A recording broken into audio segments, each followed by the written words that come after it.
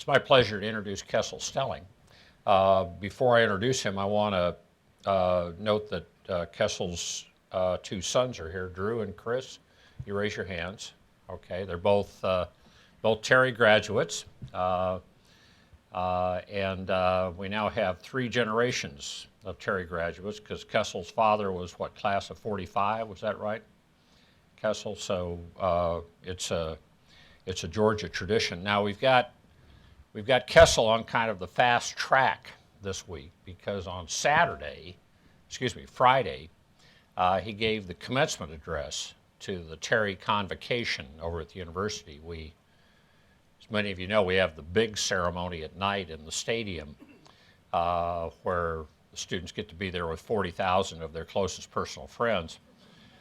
But we also try to break it down by school and college, and Terry is right on the edge of feasibly breaking it down. So we have a convocation. Kessel spoke, did a great job on Friday, and then we have the 1,000-some graduates of the Terry College walk the stage and have their name read, and it means a lot to the students, of course, to have that happen. But in any event, I think he's done such a great job with these two speeches that I'm thinking of doubling his pay for what is 2 times 0? I can't remember what that is. Yeah. Let me introduce Kessel. He began his career with Synovus in March of 2006. Is currently the chairman and chief executive officer since 2000. He was named chairman of the board in 2011, president and chief executive officer in 2010. His bachelor's degree is from the University of Georgia. He attended the Graduate School of Banking of the South at LSU and has an honorary doctorate from the University of South Carolina last year. Kessel's a member of the board of Regents of the University System of Georgia, represents the 6th Congressional District. He is the chairman, and I'm very grateful for this, of the Terry Dean's Advisory Council, board member of Metro Atlanta Chamber, Georgia Chamber, the Georgian Club, and the Cobb Community Foundation. He's been on the Georgia Trend list of 100 most influential Georgians every year since 2009, and those of you that read the magazine will note that last month in April, Kessel was on the cover.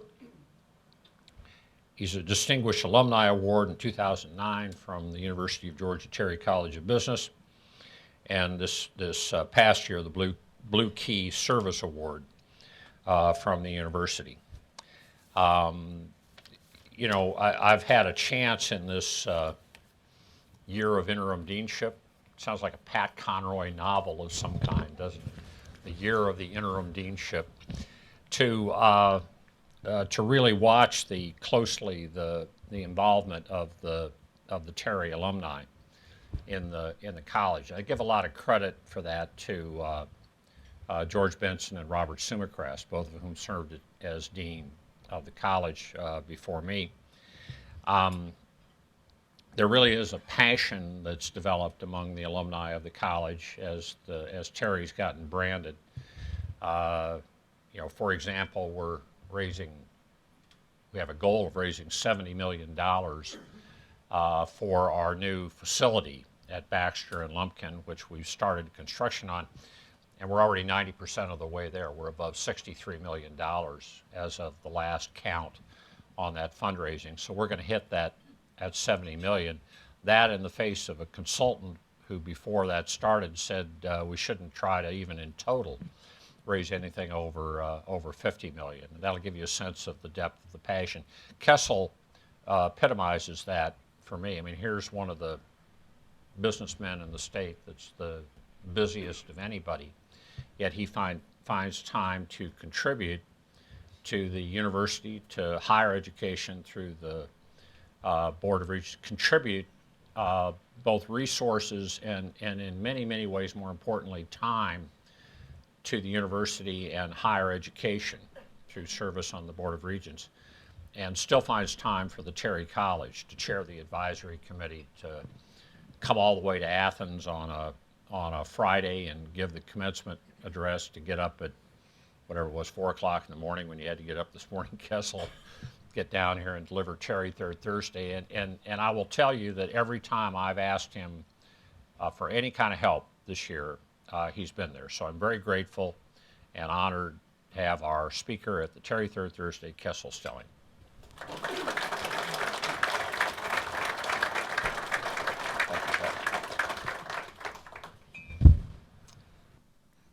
Thank you, Chuck, for that very kind introduction. It really is a pleasure to be with you here today.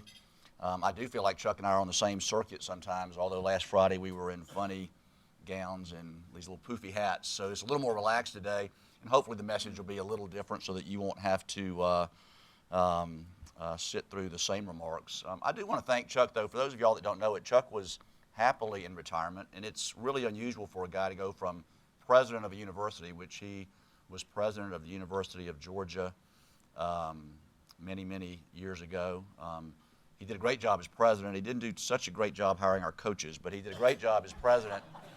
And then he moved on to a lot of greater things and was happily retired. And yet when our president, Jerry Moorhead, called him a year or so ago, or maybe longer, and asked him to come back and serve as interim dean, he agreed to do so, and he served as interim dean not as a caretaker, but actually, I think Chuck took the fundraising for our business school to even a higher level with more energy and more drive and more vision. And so that's, again, nothing against Robert Sumincrest. Robert did a great job, but typically when you have an interim, things stall. They didn't stall because of you, Chuck, and I really am grateful to you for that. And I'm grateful to have the opportunity to visit with students.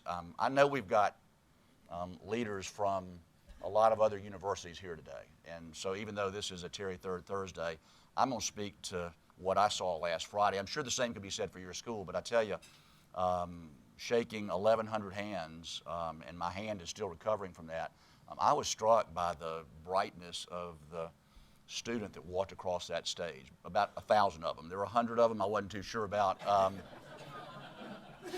few of them had been to maybe bars before they walked.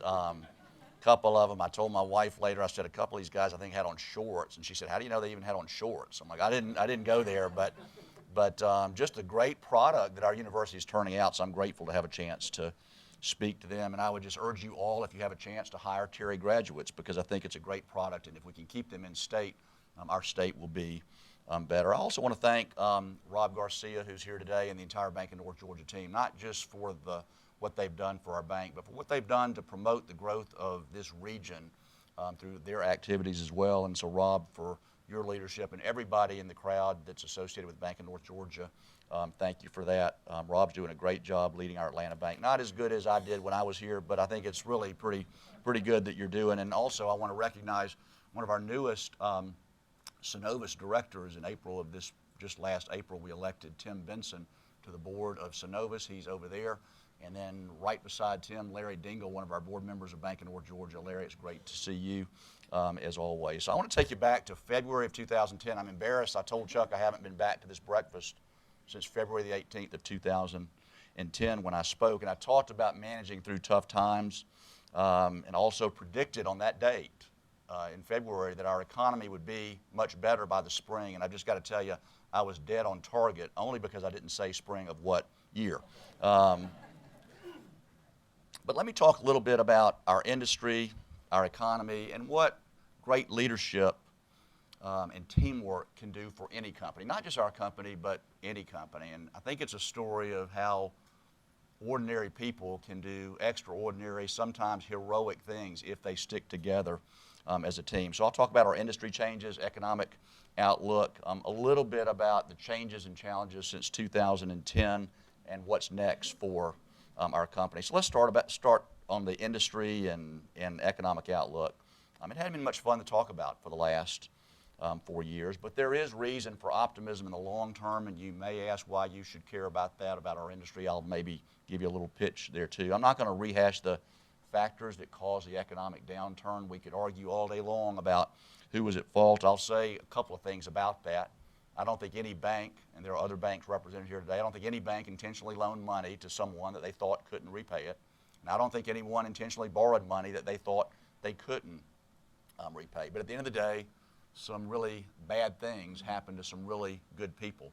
And I shared a panel with the then Commissioner of Banking, maybe in 2011, Rob Braswell, and he talked about the story of debtors' prisons. And if you remember a long time ago, if you didn't pay your debts, you went to prison. And he talked about how times had shifted, and now when people don't pay their debts, their banker goes to prison. And so it was really a bad shift for our industry. We've got some great bankers here today. None of them went to prison. We were just talking about the difference between an indictment and a conviction. There's a big difference there, so none of us went to prison. And I'm going to maybe turn your view on banking during this talk today and hopefully get you excited about what we can do. But one of the outcomes of all the new regulations is all the new regulations that have come out since this crisis. The Dodd-Frank Act is one of the many examples. We're still trying to navigate through the more than 13,000 pages of regulations being written today and still coming out.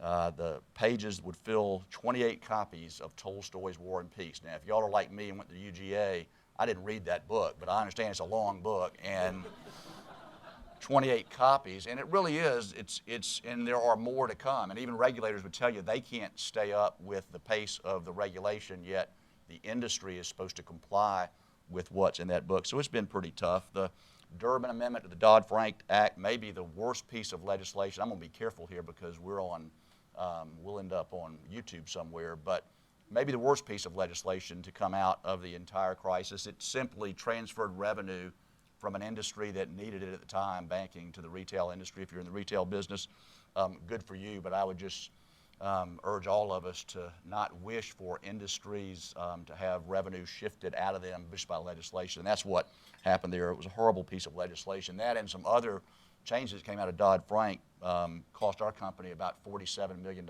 a year in earnings. And you might think, why do I care about your earnings? Well, that's jobs. And we actually, in January of 2011, had to lay off about 1,000 people to cut about $100 million. So when I think of $47 million, I think about the jobs that were lost because of that. I think the ABA, the American Bankers Association, predicts that the Dodd-Frank Act will lead to the closing of up to 1,000 banks by 2020. So just industry-wide, I think the new regulations are having a big impact on our ability to provide credit when you need most to provide credit. We're preparing for full implementation of the Bigger Waters Act, which has flood cures for the industry, the Dodd-Frank, the CFPB, the qualified mortgage, the non-qualified mortgage. All of these things sound good and were designed to help you, but what they really do is drive customers to the shadow banking industry and I think stifle credit. I was asked by a regulator recently, is all of this stuff that we're rolling out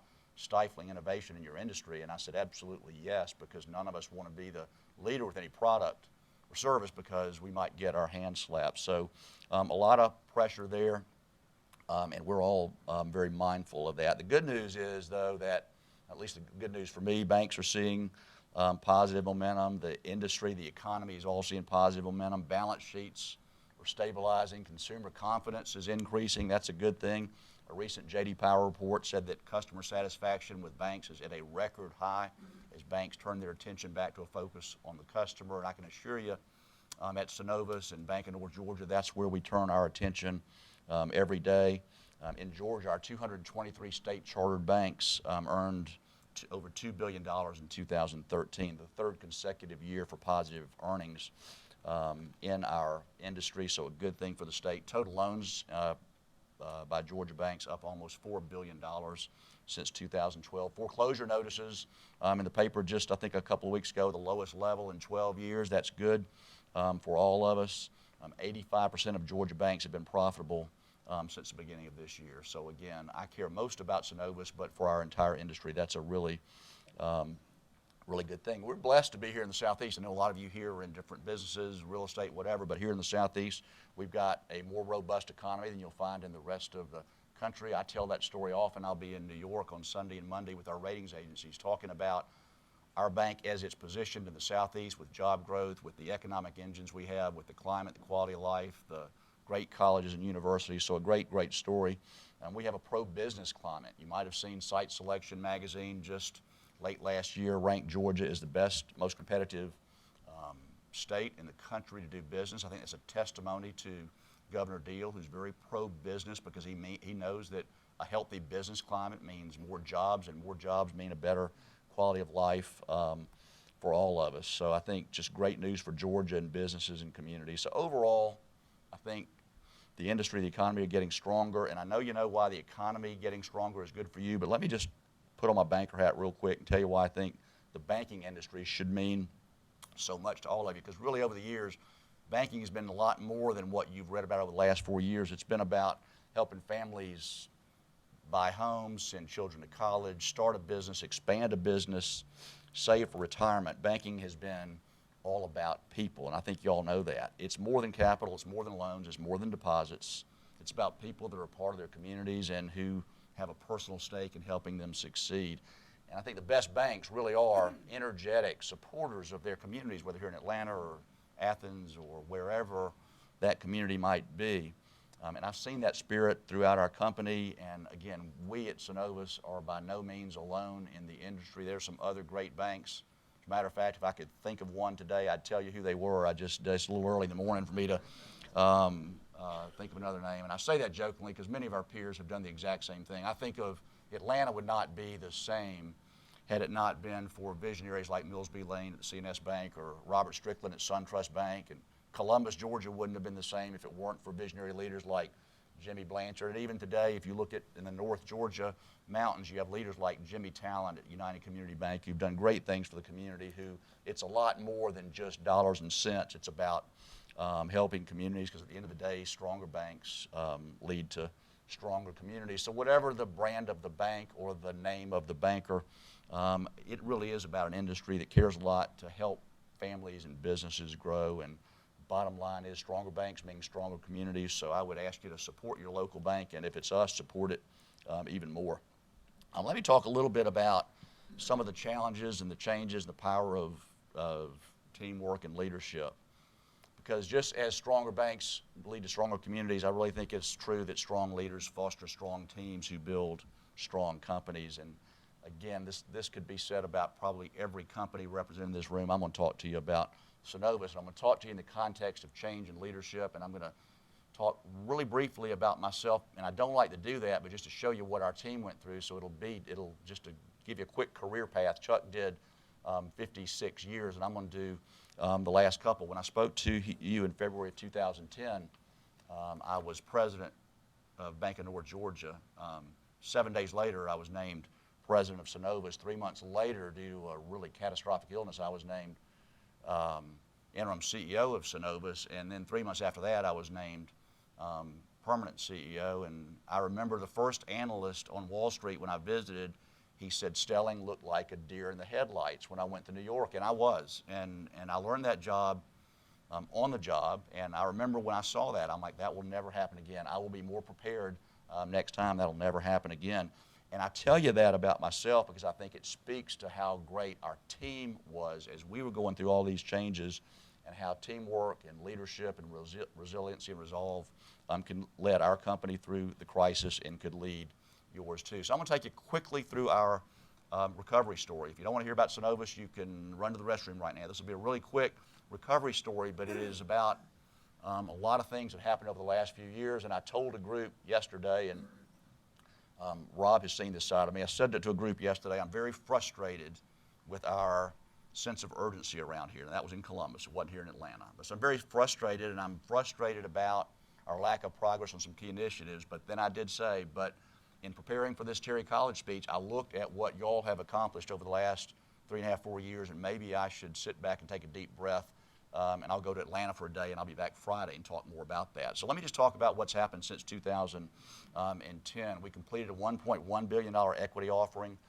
On Memorial Day weekend of 2010, we reversed a 125-year culture and collapsed 30 charters into one. I'll never forget that, Memorial Day, being at the FDIC, saying we've got to do this by 5 o'clock Friday, and we did, and our leaders did a great job, and our board members and all of our team members came together to do that. At the end of the year, we executed a $573 million disposition of assets, and some would call it a good start, but certainly launched us into a more robust recovery period. In January of 2011, in an ice storm, we announced, I'll never forget, TV trucks outside our building in Columbus. We announced a $100 million efficiency initiative that did result in over 1,000 jobs being eliminated. Some argued that it wasn't consistent with the culture of the heart that our company was known for, and I argued it absolutely was, because that culture was about transparency and fairness and being honest with people, and we were, because we knew that we had to go through some pain to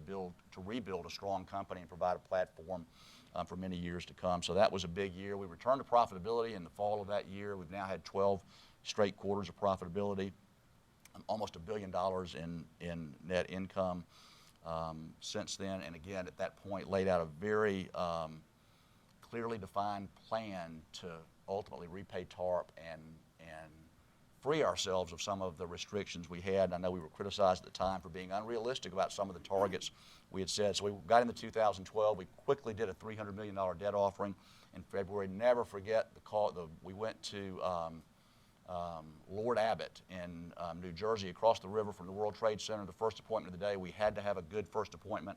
And the lead analyst for Lord Abbott looked at me and said, "Please tell me you're not here to tell me Synovus is going to try and refinance your debt right now."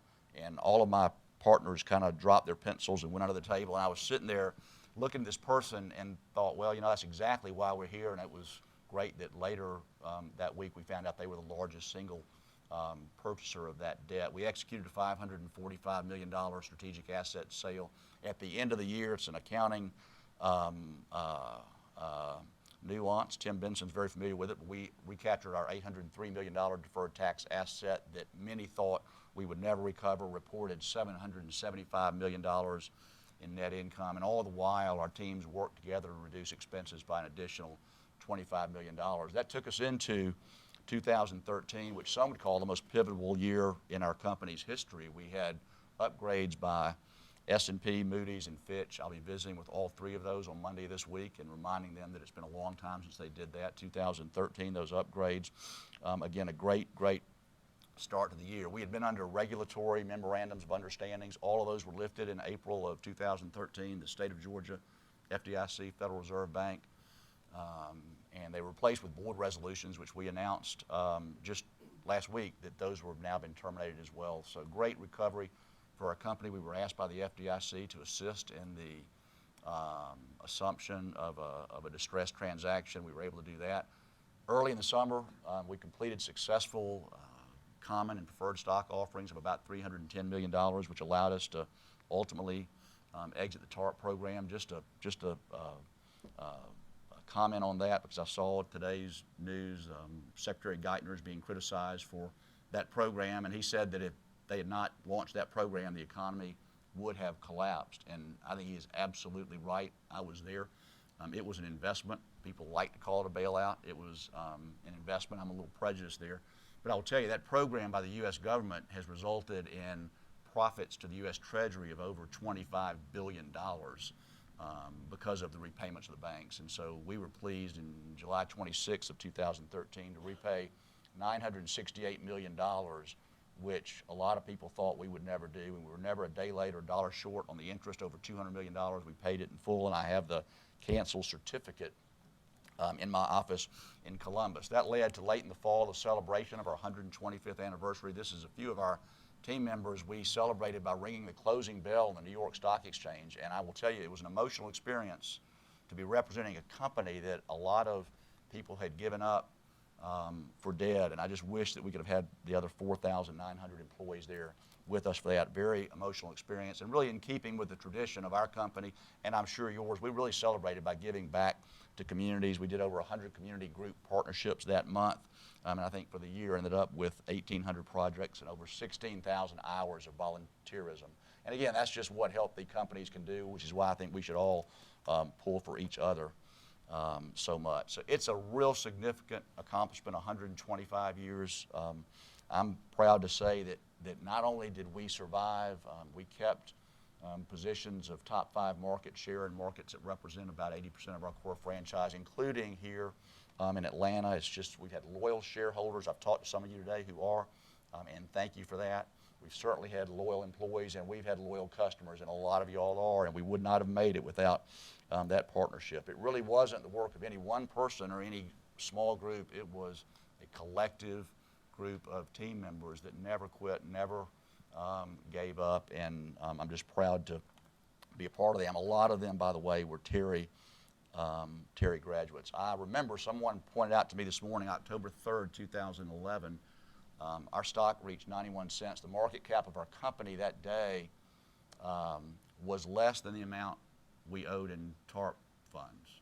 And it was not a good day. I was actually in New York that week, as someone reminded me, and I had an investor say to me, and he said it just this way, he stood up from the table and he said, "You must be miserable."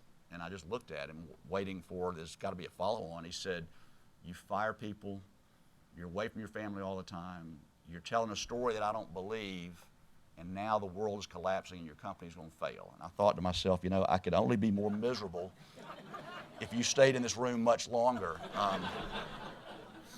And that's exactly what he said, and I just was like, "Thank you for your opinion." And I said to him, like I said to a lot of people in the crisis, you know, I can't prove you wrong. One of us is going to be right, and one of us is going to be wrong. And it's going to take a year or two to figure out who was right and who was wrong. Thankfully, in that case, I think I was right. And I've actually run into him since then, and we shared a nice exchange in an elevator not too long ago.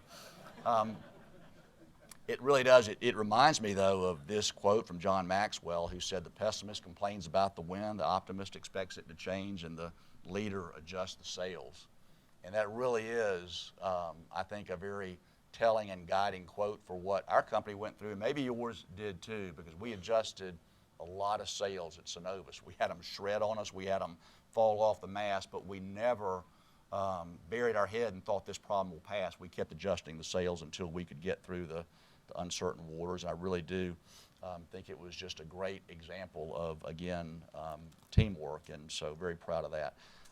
Just again, talking about great leadership, and when I talk about that, I want you to know I'm not talking about me, and I'm really not just talking about some of these ladies and gentlemen at the front. I'm just talking about leaders in general. I've talked about Chuck Knapp. Chuck Knapp is not a caretaker. Chuck Knapp is a leader, and he makes things better by what he does. Ben Ayers, who y'all maybe have not met, who we've just named as Dean of the Business School, I had dinner with Ben 2 weeks ago, and Ben shared with me his vision to make this college even better and what he's going to do to make the students even better. And it was just refreshing to hear that coming from our new dean. And then Jerry Moorhead, our president, who is not here today, again, prepared his entire adult career, most of his adult life at the University of Georgia, preparing himself for that opportunity to one day lead our university. And I think he's just doing a great job there. So I'm going to talk just a minute about characteristics of, I think, some of the great leaders that I've been associated with, that I try and surround myself with, and hopefully you'll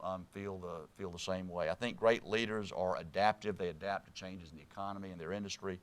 They're certainly selfless servants. Our company's been known for that, giving back to others, serving others. They're courageous, not afraid to make hard decisions. We had some tough ones during the crisis. They're determined. They're risk takers. They're creative thinkers. They're confident, but not arrogant. And I think that's very important for a leader, to have that confidence but not arrogance.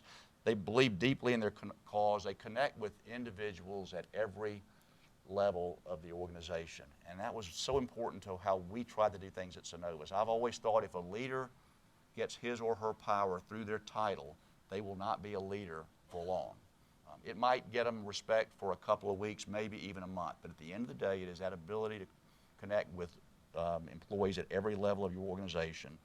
And it includes not just talking but listening. And last but not least, they inspire and encourage others. I had great leaders that inspired and encouraged me throughout the crisis, including Tim Benson, who at the time was with the accounting firm, and Larry Dingle, who, Larry, I still tell people, I got some of the most encouraging emails from you during that crisis, sometimes late at night, early in the morning, when I was at my lowest and you didn't know it, but Larry Dingle was always thinking about, I need to encourage this leader to get our team through this, and I'll forever be grateful for that. We've got the same level of leadership in this room. I'm not trying to claim that we have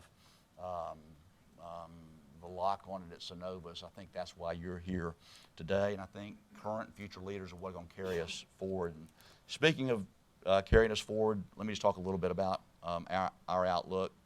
I remember back to the early days of the crisis when we'd have our Monday morning meetings in Columbus and we'd talk about short-term and long-term, and I would tell our team, look, on Monday morning, short-term is today and long-term is Friday, and we need to make sure we keep things focused that way, and we really did do that, but we never quit thinking about that long-term plan, because I knew we would come out of this, and it was going to be important to me is, what's our reputation going to be when we come out of this? How did we treat people through this crisis? How did we treat our employees? What's our place in the market?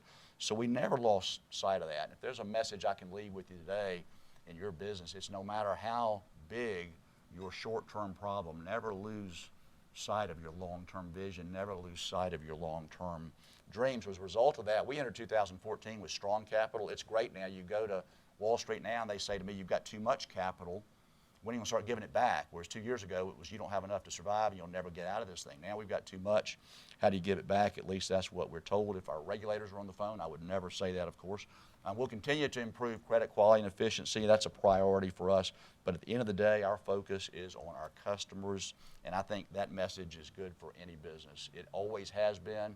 We might have gotten distracted during the crisis, but it's certainly on our customers now. It's about making sure those core solutions are good for your everyday business, that we offer convenience through technology. We're excited to have invested and almost completed the rollout of a fleet of 200 new ATMs. They're virtual branches, and I think our customers are going to be very, very happy to see that and excited that we can do that as we move forward. That's just what customers want. We'll continue to invest in people, in leadership, and leadership development, and again, making sure that our customers see our full and unique capabilities. So we're really excited. We didn't give up.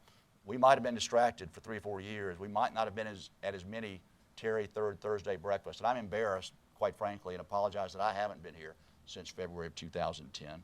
But we're glad to be here now. And that's really one of our new themes that you'll see, and hopefully you've already seen it, because one of our most exciting initiatives that we'll launch this year is our Bank of Here campaign. Here means really wherever you are geographically or where you are in life. Hopefully you've already seen the TV, newspaper ads, some of our digital advertising. We love our local brands and the relevance in the market. Those of you that know our company know that we're very proud that we're branded 28 different ways, really more than that, because here in Atlanta we have great companies like Globalt and Creative Financial that are part of our Synovus family. In Birmingham, we're First Commercial. We're Bank of North Georgia. We're Columbus Bank and Trust. I hear all the time, though, from customers that have no clue that we have a bank in South Carolina because we're known as NBSC in South Carolina. We're throughout the state there. Or in Nashville, we're Bank of Nashville. In Tampa, we're Synovus Bank of Tampa. We've got to connect the equity we've built in those local brands to the Synovus story. It hasn't been all bad, by the way, during the crisis. Those local brands, some of which had not 125-year histories, but 110-year histories. I went to celebrations in Rome, in Statesboro, we're number one market share, and those brands had great connectivity with our customers there. I'll never forget the story of Jasper, Alabama. If y'all haven't been to Jasper, it's hard to get to, but and I actually wouldn't recommend you go there. But it's a nice town. We've got a great bank there. We're number one market share by a long shot, and we're known there as First Bank of Jasper. And I remember during the crisis, our CEO there called me one day, and it was right after we had announced, I don't know, Tim, you remember the headline, Synovus announces $300 million loss. And, you know, we were having headlines about us, rumors said about us, and he called me, he said, you know, one of my customers came in, that article made the Birmingham newspaper of Synovus reports $300 million loss. He said, one of my customers came in, showed me the article, and said to me, aren't you glad you're not a part of Synovus? And our president said, I sure am. So it served us well, but it really is time now to connect the dots and not undo that equity, but somehow leverage the 1 + 1 = 2 or maybe even 3. So we're going to hit you with that campaign. We've got an internal launch. We launched this during the Masters. We've got another commercial actually coming out soon, but there may be some of you that hadn't seen it. So we're going to show it to you real quick, and then I'm going to wrap up and take your questions. So if we can now play our commercial. Here's to here, to this place where we are. It's not there, it's here. Here just feels right. Come here. I'm here for you. Here we go. Here's a shortcut. Here's a long cut. Here is where they're putting in the new art center. Here's where the old McDougal place used to be. Here's a great place to hide. Here's one final push to make it to state. Here is where everything changes. Here should be the most important place to your bank. Because here is where you are. Synovus, the bank of here. And again, just in that ad, you'll see how we try and introduce in the Atlanta market 6 different bank names where we operate in Rome in one name, and LaGrange in another name, and Atlanta in another name, and so Athens in another name. All great banks, all great reputations, but we're trying to tie that together. So thanks for indulging and letting us, letting me show you that. So let me close my comments very briefly. I look back at my notes from 2010, and at the time I compared our mission as similar to the television show Deadliest Catch. Now, I know most guys in this room have got to have seen Deadliest Catch. Some of the ladies may not watch it, but it's about a pretty rough fishing crew or cruise. And I compared what we were going through to the Deadliest Catch, about how we had waves that kept crashing over the boat, but that we were going to get through those waters. Little did I know, by the way, that the tsunami was still ahead. I thought we were about to get through it, but we're not experiencing completely calm waters now, but we are in a lot calmer seas, and we are excited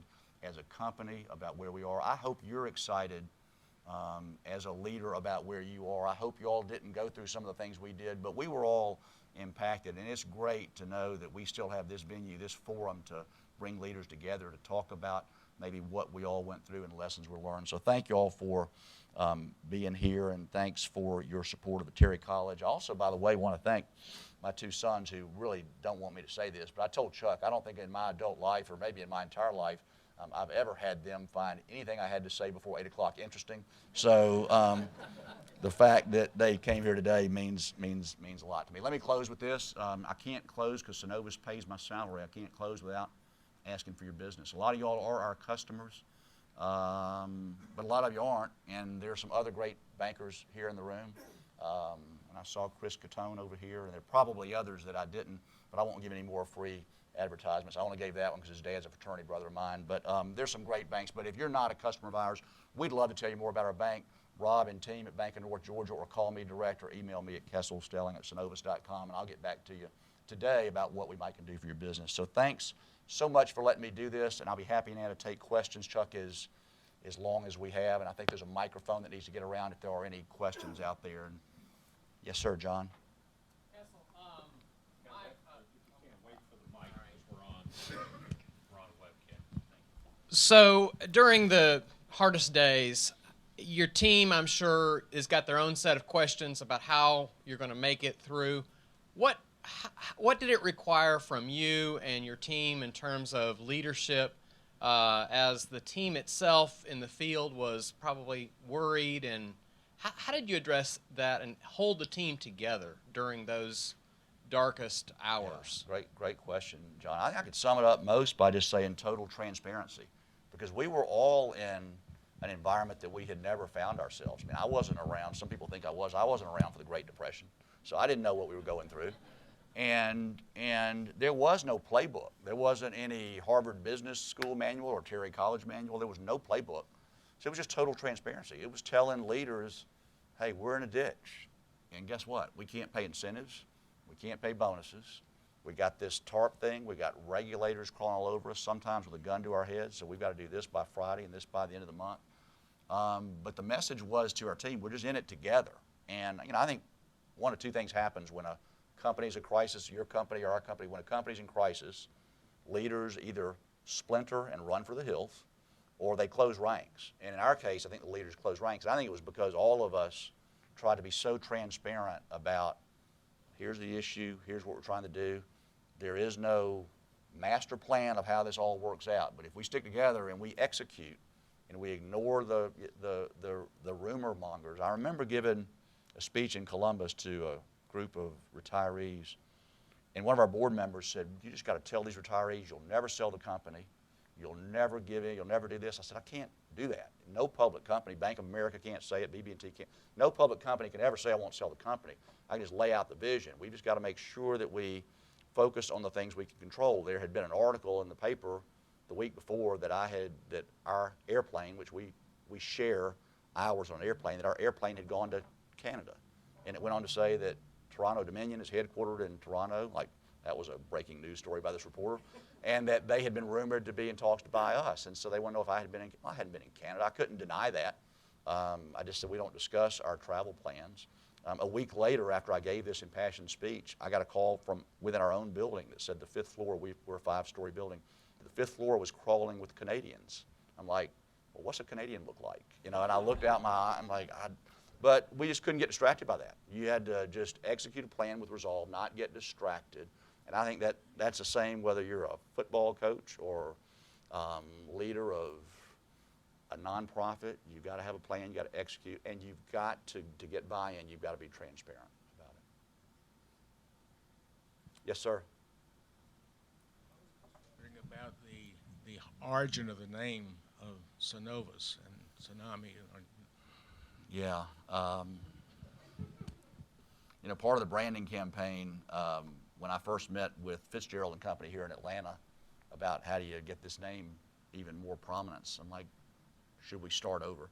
And not because, you know, when we tested the name in the market recently, people thought we were a credit card processor, an ATM vendor, one person put a foreign pharmaceutical supplier. I mean, it came really from a creative team back in somebody knows it better than me, 90s, or Tim, you were in 90s or 80s, where they really made the word up from Novus, meaning new, and synergy, so Synovus, new energy, and it was really created that way. And I think it does describe, especially today, because now I talk about the new Synovus with the technology and capabilities to compete with anybody, the capital to compete with anybody, but the local delivery model to act like that small community bank. So, but it's a confusing name, and even on our own conference calls sometimes, the host operator, I'm used to having my name mispronounced. That's just part of being named Kessel, but Synovus gets mispronounced a lot too. But we're proud of it. We're proud of the path and the journey of the company, and hopefully we'll share that with the market, and they'll start to understand that a little better too. Other questions? Well, thank you all so much. Chuck, I'll turn it back to you, but it really is a privilege to be here with you, and thanks for all you do for our community. Thank you, Chuck.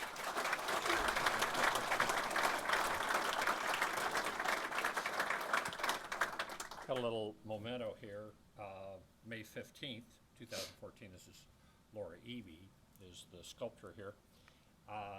And we hope it's not 3 years before you come back. Thank you, Chuck. Okay, thanks, Kessel.